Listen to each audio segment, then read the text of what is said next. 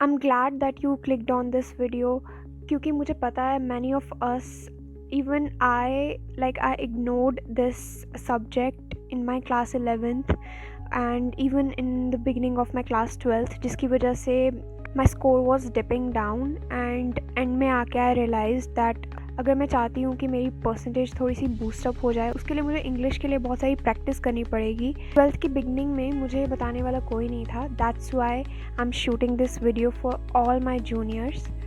Hey everyone, so I'm here again with another strategy video on English language.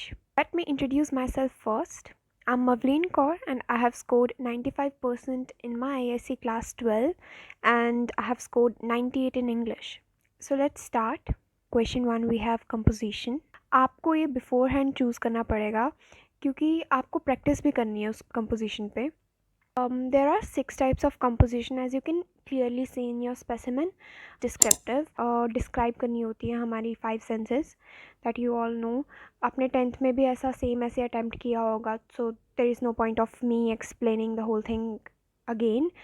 10th में this was my first priority descriptive and the second one was narrative. तो आप भी ऐसे अपनी first priority रख सकते हो और एक बैकअप के लिए एक और कंपोजिशन के टाइप रख सकते हो. इज नरेटिव, अपना एक्सपीरियंस एक्सप्लेन करना है पूरा. करेक्टर आप ही होगे और इसमें आपको एक कहानी ही लिखनी है. तो अगर आपकी प्रायोरिटी ओरिजिनल स्टोरी है तो you can keep narrative as your backup and argumentative. ऐसे तो एग्जामिनर को इम्प्रेस करने के लिए बहुत ही स्ट्रॉन्ग पॉइंट्स लिखने पड़ते हैं. तो अगर तो you are good at debate, arguments में अच्छे हो, अपना पॉइंट ऑफ व्यू आपका बहुत स्ट्रॉन्ग है और कोई भी डिप्लोमेसी नहीं शो करते हो आप, तो ही आप ये ऐसे अटैम्प्ट करोगे. क्योंकि यहाँ तो आपको फॉर में जाना है या फिर अगेंस्ट में जाना है. There is no in between word. आपको एक सिंगल वर्ड दिया हुआ है, ये ओपन एंडेड ऐसे है.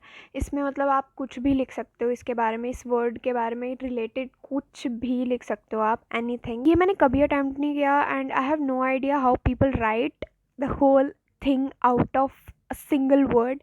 कोई एक स्टेटमेंट दे रखी है and you have to write your point of view, views बताने उसके बारे में.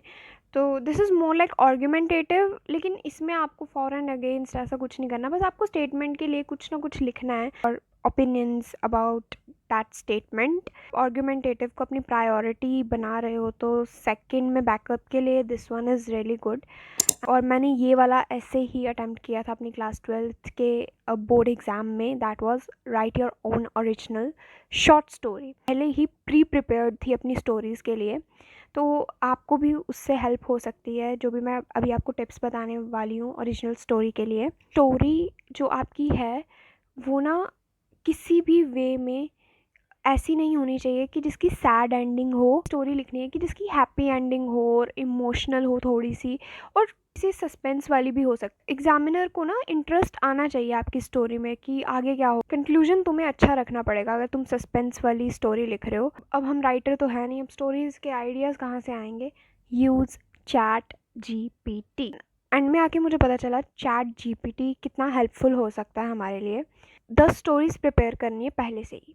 अब मैं ये नहीं कह रही हूँ कि तुम रट्टा मार लो उन 10 स्टोरीज़ का, नहीं. टोटल इंग्लिश है ना, टोटल इंग्लिश में से स्पेसिमेन पेपर्स दिए होते हैं ना, वहाँ पे जो भी लाइंस दी हुई हैं शॉर्ट स्टोरीज़ की, कोई भी 10 स्टोरीज़ रैंडमली चूज़ कर लो और चैट GPT में डाल दो.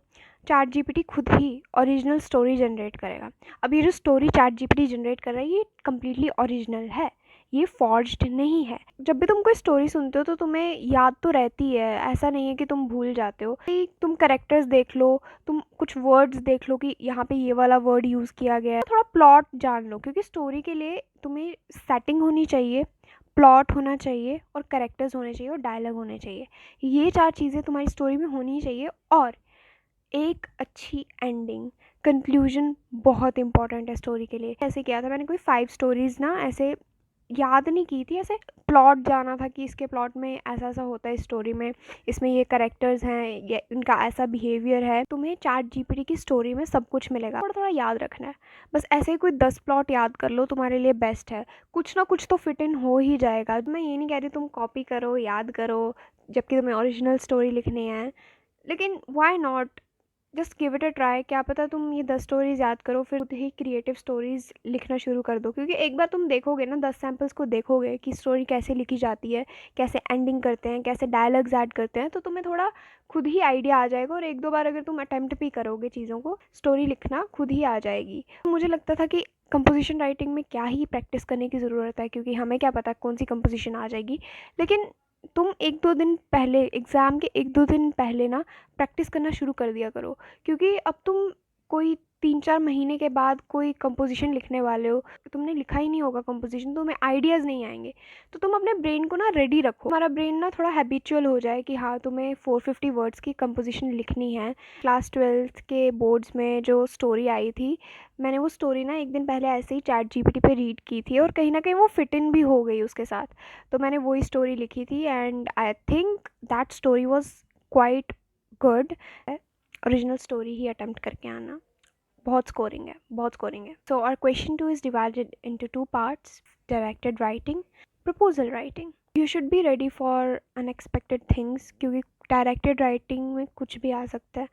अब यहाँ पे कुछ सर्टेन चीज़ें हैं जो तुम पहले ही प्रिपेयर कर सकते हो। स्पीच राइटिंग की इंट्रोडक्शन जो थोड़ी सी यूनिक हो, अलग हो। And then you have article writing, ISC prescribe pattern है, वो ही प्रिपेयर करके जाना। आपकी टोटल इंग्लिश में सब दिया हुआ है। बुक रिव्यू तुम पहले ही प्रिपेयर कर सकते हो, गूगल से देख के, और से चैट जीपीटी से, जैसे तैसे करके पहले ही बुक रिव्यू एक बार लिख लो। एक दो बुक तो डिसाइड कर लो। ये मेरी कुछ रिकमेंडेशंस हैं, इन बुक्स के बारे में तुम लिख सकते हो। काफ़ी अच्छी बुक्स हैं ये, तुम ये पहले ही याद करके जाओगे, तुम्हें ही हेल्प होगी आगे। Then you have newspaper report. अब ये भी तुम याद नहीं कर सकते, इसका पैटर्न देख लेना, एक दो सैम्पल खुद लिख लेना, जिस पैटर्न से तुम थोड़े हैबिचुअल हो जाओ कि ये इसका पैटर्न है। कभी कभी ना चीज़ें देखने से भी याद नहीं होती, कहीं ना कहीं तुम्हें एक बार लिखना पड़ता है चीज़ों को, ताकि तुम्हारी परमानेंट मेमोरी में स्टोर हो जाए। जैसे स्टेटमेंट ऑफ पर्पस है, ये भी तुम पहले ही प्रिपेयर कर सकते हो। अब स्टेटमेंट ऑफ पर्पस ज़रूरी नहीं है कि तुम्हें ओपन एंडेड क्वेश्चन आएगा। तुम्हें जिस भी कॉलेज में जाना है, क्या पता तुम्हें दे दें कंप्यूटर इंजीनियरिंग के लिए, क्या पता तुम्हें दे दे बिजनेस स्टडीज़ के लिए। तो तुम एक बार ना सब्जेक्ट वाइज रफली थोड़ा सा लिख लेना, हर एक सब्जेक्ट के बारे में कुछ ना कुछ, ताकि तुम कुछ तो लिख पाओ किसी सब्जेक्ट के बारे में। स्टेटमेंट ऑफ पर्पस की इंट्रोडक्शन वगैरह, कंक्लूजन तुम ये पहले ही प्रिपेयर कर सकते हो। तो ये तुम पहले ही प्रिपेयर करके रखना और याद करके रखना, तुम्हारे लिए ईजी हो जाएगा। और प्रपोजल राइटिंग, जो फॉर्मेट आईएससी काउंसिल ने दिया हुआ है वही आपको लिखना है, and that is already given in your total English, and I am assuming that you already know. Don't exceed the word limit, और जितना शॉर्ट हो सकता है उतना शॉर्ट। कंक्लूजन स्टेटमेंट जो है ना तुम्हारी, वो थोड़ी सी ना क्रिस्प होनी चाहिए और अच्छी होनी चाहिए कि एग्जामिनर भी इम्प्रेस हो जाए। Like we would be obliged if our proposal to set up dash club will be accepted. जैसे ये मैंने कुछ ऐसे 2-3 ऐसे ही लाइंस प्रिपेयर कर रखी थी कि I will conclude my proposal with these lines, I am going to add list of measures. उसमें मैं क्या ऐड करूँगी, जैसे कि कोऑर्डिनेटर टीचर होना चाहिए किसी भी क्लब को मैनेज करने के लिए, या फिर प्लेस, टाइम, ऐसे मैंने बहुत सारी चीज़ें पहले से डिसाइड की हुई थी। कि बजटरी नीड्स आपको नहीं लिखनी है जब तक वहाँ पे प्रपोजल में आपको ऑलरेडी बोला ना गया हो। बजटरी नीड्स नहीं आपको ऐड करनी है। एटलीस्ट तुम 5 से 10 प्रपोजल तो प्रैक्टिस कर ही लेना। और proposal should be short and crisp. Internet में तुम एक बार you can take a look at those proposals, और थोड़ा सा तुम उनसे भी कुछ चीज़ें इनहेरिट कर सकते। एंड एग्ज़ाम से पहले एक कंपोजिशन लिखना है और एक प्रपोजल भी लिखना है। डायरेक्टेड राइटिंग के फॉर्मेट देख लेना है, और बुक रिव्यू तुमने पहले से ही प्रिपेयर किया होगा, एसओपी भी, तो उसको भी एक बार गो थ्रू कर लेना है। Don't go unprepared for language exam. Most neglected question by us, you have to admit this. तुम बिल्कुल भी प्रैक्टिस नहीं करते हो इस क्वेश्चन के लिए, क्योंकि तुम्हें इतना कॉन्फिडेंस है ना अपनी इंग्लिश पे कि you just think that you are going to ace this part without even touching total English. then no, तुमने भी मेरी तरह 11th में फ्रेजल वर्ब्स को इग्नोर किया था, ये सोच के कि यार ये तो करना पॉसिबल ही नहीं है, ये हो ही नहीं सकता, फ्रेजल वर्ब्स इतनी सारी है कैसे याद होंगी। मेरी तरह ही तुक्के लगाए होंगे ना फ्रेजल वर्ब्स में। This is the best time to start preparing for your phrasal verbs. Month पहले ही पढ़ना शुरू किया था फ्रेजल वर्ब्स, एंड मुझे कुछ चीज़ें रियलाइज़ हुई कि तुम कैसे फ्रेजल वर्ब्स मास्टर कर सकते हो। एंड अगर तुम अभी वीडियो देख रहे हो तो भाई तुम आराम से फ्रेजल वर्ब्स कर सकते हो। सारे फ्रेजल वर्ब्स की ही बात कर रही हूँ क्योंकि दिस इज़ द पार्ट जहाँ से हमारे मार्क्स कट होते हैं। ऐसे में तुम्हें फिर मिल जाएंगे, कंपोजिशन में तुम्हें फिर मार्क्स मिल जाएंगे, डायरेक्टेड राइटिंग में भी मार्क्स मिल जाएंगे, प्रपोजल तो तुम्हारा होता ही बेस्ट है, उसमें भी मार्क्स मिल जाएंगे। लेकिन मार्क्स कटेंगे कहाँ से? मार्क्स कट रहे हैं फ्रेजल वर्ब से, क्योंकि वो तो पॉसिबल ही नहीं है याद करना। क्लास में फ्रेजल वर्ब्स थी, उनको एक बार रीड कर लेते हैं। मैंने रीड की, ओके मुझे ऐसा लगा मुझे सब याद हो गया, चलो 11th वाली भी कर लेते हैं। मैंने 11th वाली भी सारी फ्रेजल वर्ब्स रीड कर ली। फिर मैंने सोचा चलो अब अटेम्प्ट करते हैं, हम पिछले PYQs उठाते हैं और अटेम्प्ट करते हैं फ्रेजल वर्ब्स की। मैंने अटेम्प्ट किया, मुझे चीज़ें रिकॉल हो रही हैं कि यहाँ पे रन वाला ऑन भी था, आउट भी था, लेकिन मुझे यहाँ पे कौन सा यूज़ करना है, वेट आई फॉरगॉट। मैं फिर से वहाँ जाके मीनिंग देखा एंड देन आई रियलाइज्ड कि हाँ इसमें ये वाला नहीं, इसमें आउट वाला आएगा। The only way to master phrasal verbs is by practice. जितनी हो सकती है उतनी प्रैक्टिस करो। पैसिव रीडिंग लगाओगे कुछ नहीं होगा, एक्टिव रिकॉल करो भाई, एक्टिव रिकॉल बहुत ज़रूरी है। तुम एक्टिव रिकॉल करोगे तभी तुम्हें फ्रेजल वर्ब्स याद होंगी, ऐसे फ्रेजल वर्ब्स याद नहीं होंगी। टोटल इंग्लिश जो भी तुम्हारी 11th की और 12th की, उसमें जितने भी फ्रेजल वर्ब्स दिए हैं तुम्हें सब अटैम्प्ट करने हैं। अब तुम सोचोगे कि अब हमें सही आंसर कहाँ से पता चलेंगे क्योंकि स्पेसिमेन के आंसर्स नहीं दिए हुए हैं वहाँ पे। You can use ChatGPT for that. ChatGPT use करो, वहाँ पे सेंटेंस लिख लो जो भी तुम्हारा वो है, तो take photo of your phrasal verbs and upload it on ChatGPT, तो वैसे भी ईजी हो जाएगा तुम्हारे लिए और फिर सारे आंसर्स आ जाएंगे। तो ये फ्री है, एकदम फ्री है, you don't need to find it on Google. अगर तुमने 11th और 12th के जितने भी फ्रेजल वर्ब्स हैं सारे अटेम्प्ट कर लिए हैं, मिस्टेक्स भी देख लिए, उनसे सीख भी लिया है, अगर तुमने इतना कर लिया है ना, और कुछ भी करने की ज़रूरत नहीं है, you have mastered your phrasal verbs. और ट्रांसफॉर्मेशन ऑफ सेंटेंसेस वो तो तुम 10th से करते आ रहे हो, आई डोंट थिंक सो इसमें तुम्हें ज़्यादा कुछ ज़रूरत है गाइडेंस की। लेकिन अगर तुम अपने कॉन्सेप्ट्स को फिर से ब्रश अप करना चाहते हो तो I would recommend you all to watch Grammar Hammer series by Sudhir sir. The only savior, the only solution of all your problems related to transformation of sentence, Grammar Hammer series. I think अब sir ने member only कर लिया हुआ है, थोड़े से तुम पे करके member बन ही जाओ because सर का content is bestest. अपने नोट्स बना लो, वो बेस्ट है। मैंने भी अपने एक जगह सारे ट्रांसफॉर्मेशन ऑफ सेंटेंसेस के जितने भी टाइप हो सकते हैं मैंने उन सबके नोट्स बना लिए थे and that was quite helpful. Given with a passage and you have to write suitable tense according to the passage. फिर किसी भी टीचर की आप ऑनलाइन वीडियो देख सकते हो टेंसेस पे। तुम तुक्के से नहीं लिख सकते, तुम्हें टेंसेस की नॉलेज प्रॉपर होनी चाहिए इसके लिए। इसलिए I will recommend you all to go through your concepts again for tenses, और तुम्हें रूल्स फिर से भूल जाएंगे इन केस, तो इसलिए अपने नोट्स बना लेना ताकि तुम इजीली रिवाइज कर पाओ। फ्रेजल वर्ब्स हो या फिर टेंसेस हो या फिर ट्रांसफॉर्मेशन ऑफ सेंटेंसेस हो, इनके जितने तुम क्वेश्चंस अटैम्प्ट करोगे उतना ही सही है। तो 11th और 12th की टोटल इंग्लिश में जितने भी स्पेसिमेन दिए उसका सारा ग्रामेटिकल पार्ट कर लो और इजीली तुम्हें सब रूल्स याद हो जाएंगे। Your comprehension you are given with a passage and you have to find the answers. मेरी स्ट्रैटेजी तो ये होती थी, पहले मैं ना ये सेकेंड पार्ट वाले क्वेश्चंस को रीड करती थी एक बार और फिर उसके बाद पैसेज की रीडिंग करती थी, एक बार फास्ट रीडिंग करती थी, फिर फास्ट रीडिंग के बाद एक बार थोड़ा सा स्लो रीड करती थी। स्लो रीडिंग से पहले मैं वो वर्ड्स देख लेती थी। इसमें एक फर्स्ट पार्ट में एक क्वेश्चन होता है, you have to find the same words which are underlined in a particular sentence. मिल जाते थे ठीक है, नहीं तो मैं इस पर इतना स्ट्रगल नहीं करती थी क्योंकि ये बहुत टाइम कंज्यूमिंग है और आपको अपना टाइम बहुत सोच समझ के यूज़ करना है। इसलिए मैं जो वर्ड्स मिल जाते थे वो मैं एक बार सर्कल कर लेती थी एंड रेस्ट मैं अपने क्वेश्चन आंसर्स को पहले अटैम्प्ट करती थी। बार यही how you have to write answer. Answer 2 marks का है, एक क्वेश्चन 2 मार्क्स का है, तो आपको आंसर इतना लंबा नहीं लिखना है या 4 लाइन से ज़्यादा बड़ा नहीं होना चाहिए और आंसर आपके खुद के वर्ड्स में होना चाहिए। You don't have to copy it from passage. अगर तुम पैसेज से पूरा वर्ड टू वर्ड कॉपी कर लोगे तो तुम्हें 0 मार्क्स मिलेगा, उसका मार्क्स नहीं मिलता। इसलिए you have to write your own answer in your own words. कुछ कीवर्ड्स आपको पैसेज से ऐड करने ही हैं। अब क्वेश्चन से उठा के भी आंसर नहीं लिखना। The people in the bank thought of the narrator as an invalid millionaire. इसमें अगर आप ऐसे स्टार्ट करोगे, the the people in the bank thought of the narrator as an invalid millionaire because ऐसे बच्चे स्टार्ट करते हैं. आपको ऐसे स्टार्ट नहीं करना, ठीक है. तुम्हें कुछ यूनिक वे में स्टार्ट करना है. जैसे कि मैंने लिटरेचर की वीडियो में भी कवर की थी ये चीज़ कि तुम्हें कुछ यूनिक वे में आंसर स्टार्ट करना है अपना.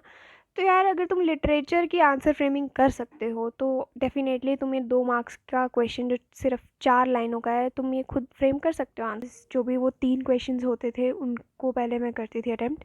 फिर उसके बाद मैं थर्ड पार्ट करती थी, that to write precis in not more than 100 words. अब उसके लिए आपको ग्रिड तो बनानी ही है. You are allowed to make a rough grid. लिखा पेंसिल से आप बना सकते हो, पेंसिल से लिख सकते हो उस पर रफ वाली ग्रिड पे.